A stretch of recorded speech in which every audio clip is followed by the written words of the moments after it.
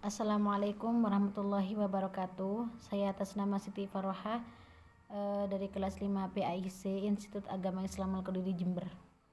Yang saya hormati Bapak Fikri Farihin MPD selaku pengampuh mata kuliah administrasi dan supervisi, dan tak lupa pula kepada teman-teman yang saya banggakan. Alhamdulillah pada kesempatan kali ini saya akan mengulas kembali tentang mutu pendidikan. Dalam mutu pendidikan di sini ada manajemen lembaga pendidikan, yaitu yang pertama tentang konsep manajemen secara umum. Tentang konsep manajemen secara umum, yaitu manajemen berasal dari kata manage atau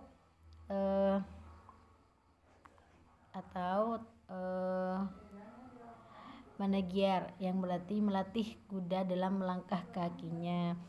Mengapa kuda? Sebab kuda mempunyai daya kemampuan yang hebat dalam pengertian manajemen mengandung dua kegiatan, yaitu yang pertama tentang fikir, yang kedua yaitu tentang laku.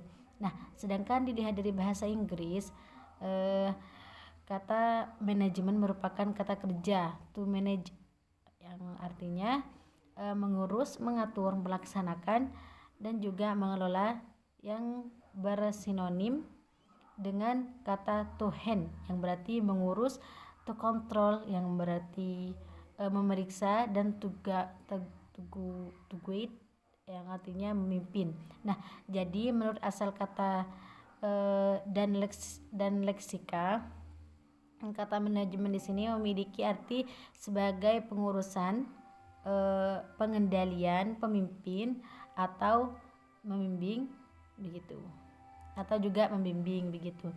Yang kedua yaitu tentang konsep manajemen pendidikan. Nah, Islam manajemen pendidikan pada hakikatnya adalah suatu proses penataan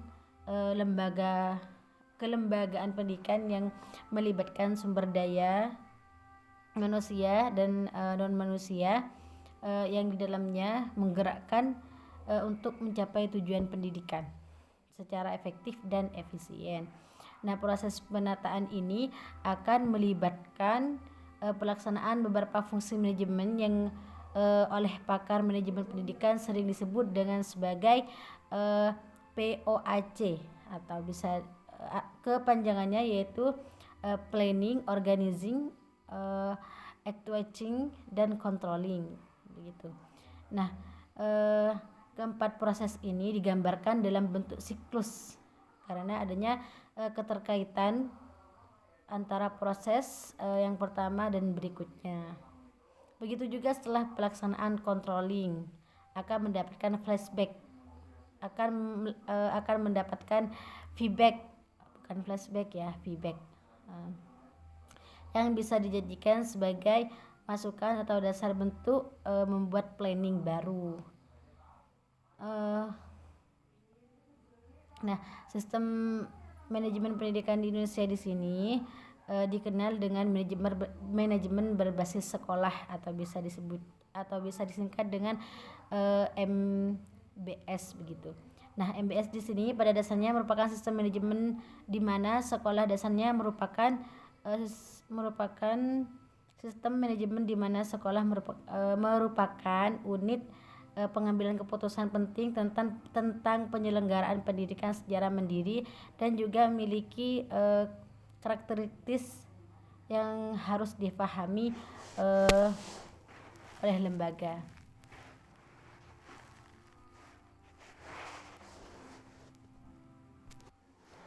Saya ulangi tentang proses MBS yang merupakan unit pengambilan keputusan penting, yaitu harus difahami oleh lembaga pendidikan yang menerapkannya begitu. Nah, karakteristik MBS di sini didasarkan pada input, proses,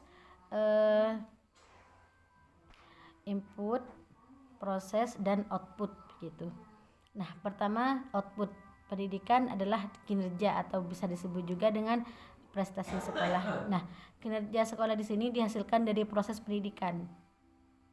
Sedangkan output pendidikan dinyatakan tinggi jika prestasinya sekolah itu tinggi begitu.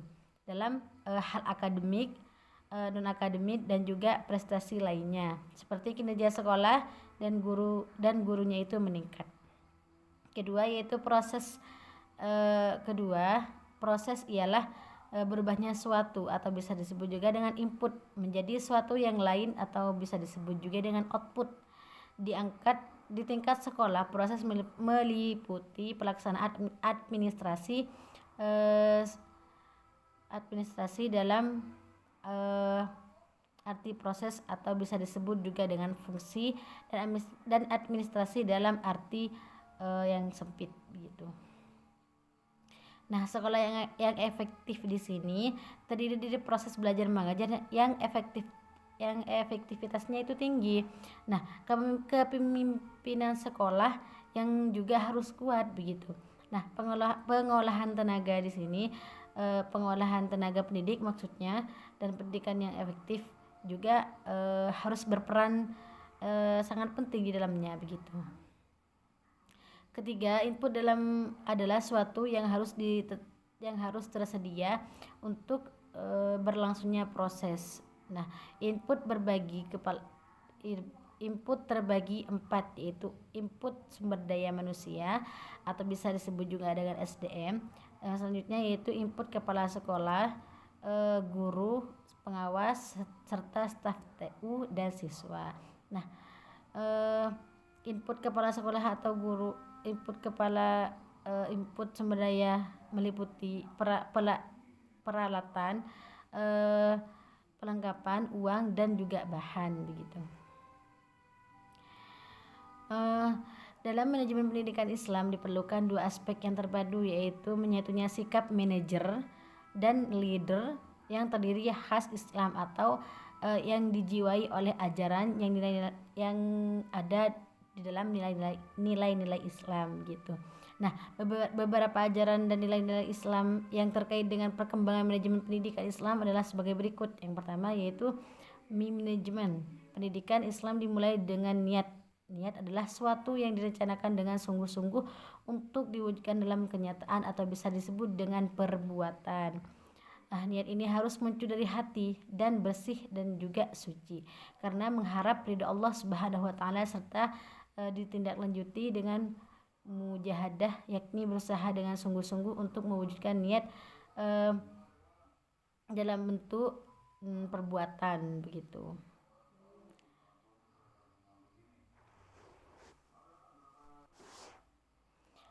Inti ajarannya adalah bahwa